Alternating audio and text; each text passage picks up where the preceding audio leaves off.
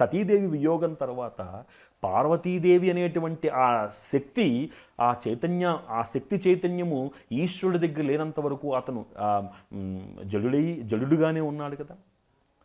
అతనిలో ఉన్నటువంటి జడత్వాన్ని పోగొట్టి లోకానికి ఒక ఉత్ప్రేరకంగా లోకానికి మళ్ళీ పునర్భావనా శక్తిని కలిగించడానికే కదా ఆ మన్మధుణ్ణి పంపించడం జరిగింది దేవతగణాలందరూ కూడా.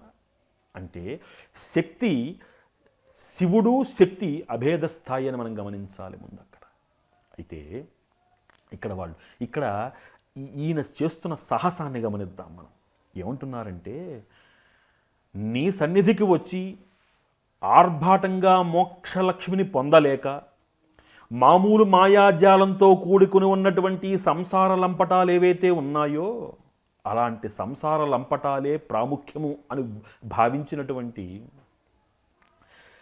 రాజలోకాధమశ్రేణి అని అన్నారు ఆయన. అంటే అలాంటి ఆ మాట వాడటానికి ధైర్యం కావాలి. ఎందుకంటే ఆనాటి కాలానికి అది మరి ధూర్జటి మహాకవి అంటే శ్రీకృష్ణదేవరాయలు వారిని ఆశ్రయించిన వ్యక్తి, రాజులను ఆశ్రయించిన వ్యక్తి, రాజలోకాధమశ్రేణి అని అన్నారంటే మరి అది అవమానించినట్టే కదా. కానీ ఇక్కడ ఆయన భక్తి తత్పరత ముందు ఈ రాజలోకాలన్నీ కూడా ఆయన ముందు తక్కువే అనేటువంటి ఒక భావనకి వచ్చిన తర్వాత మాత్రమే ఆయన ఈ పదం వాడగలిగారు అని మనం అర్థం చేసుకోవాలి. ఇదేదో కేవలము అలా అని ఇది కేవలం ఏదో భగవంతుడి ముందు మాత్రమే వల్లెవేసినటువంటి శ్లోకమా కాదు. శ్రీకృష్ణదేవరాయలు వారు ఈ మాటలు విన్న తర్వాతే కదా ధూర్జటి పల్కుల కేలకల్గెను అతురిత మాధురీ మహిమ అని అన్నారు. అంటే ఆయన కూడా అంగీకరించారు. అది ఆ జ్ఞానిలో ఉండేటువంటి లక్షణం. అది నన్ను పొగడలేదు అని ఆనాడు బమ్మెరపోతలను ఇబ్బంది పెట్టాలని చూసినటువంటి ఆ రెడ్డి రాజుల యొక్క ఆ జ్ఞాన పరిధికి ఇక్కడ శ్రీకృష్ణదేవరాయల వారి యొక్క జ్ఞాన పరిధికి ఉన్నటువంటి భేదాన్ని కూడా మనం గమనించవచ్చు. ఇక్కడ కవి రాయగలిగారంటే అంగీకరించగలిగినటువంటి స్థాయిలో ఉన్న రాజును కూడా మనం మెచ్చుకోవాలి అని మర్చిపోకూడదు. అలాంటి ఆ రాజులని ఆకర్షణ, ప్రాభవము, ఆర్భాటమే ప్రాధాన్యం అనుకున్నటువంటి అలాంటి స్థితి నుంచి ఎలాగైతే నాలో ఉన్న భక్తి చైతన్యాన్ని జాగృతం చేయమని నిన్ను అడుగుతున్నానో అలాంటి రీతిలో నన్ను కాపాడవయ్యా శ్రీకాళహస్తీశ్వర అంటూ ఇక్కడ గమనించండి. శ్రీకాళహస్తీశ్వర అండంలో ఎంత అద్భుతమైనటువంటి తన్మయ భావన ఉన్నదో చూడండి. ఒక సమర్పితం అంటే ఒక్కసారి ఒదిగిపోతోంది మాట. అందుకనే మకుటము అందాన్ని తీసుకొస్తుంది, మకుటము భావాన్ని ప్రకటింపచేస్తుంది. ఇక్కడ ఈ మొత్తం ఈ 108 శ్లోకాల ఈ సమాహారములో 100 శ్లోకాల సమాహారములో ఈ శ్రీకాళహస్తీశ్వర అనేటువంటిది సమర్పిత భావంలో అత్యద్భుతంగా వాడినటువంటి ధూర్జటి కవి ఆ వారి పాదాలకి నమస్కారం చేసుకుంటూ తదుపరి శ్లోకంలోకి వెళదాము. అంతా మిథ్యయని తలంచి చూచిన నరుండట్లౌడెరింగిన్సదా కాంతాపుత్రులు అర్ధముల్ తనువు నిక్కంబంచు మోహార్ణవం భ్రాంతించింది చెరించుగాని పరమార్థం పైన నీయందుదా చింతాకంతయు చింత నిల్పడు కదా శ్రీకాళహస్తీశ్వరా.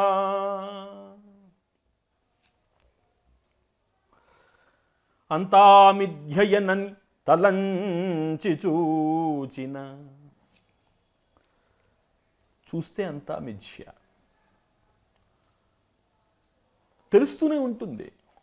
నా పక్కనే అంటే మనకి 3 రకాలైనటువంటి వైరాగ్యాల్ని శాస్త్రం చెప్తోంది. శ్మశాన వైరాగ్యము, పురాణ వైరాగ్యము, ప్రసూతి వైరాగ్యము.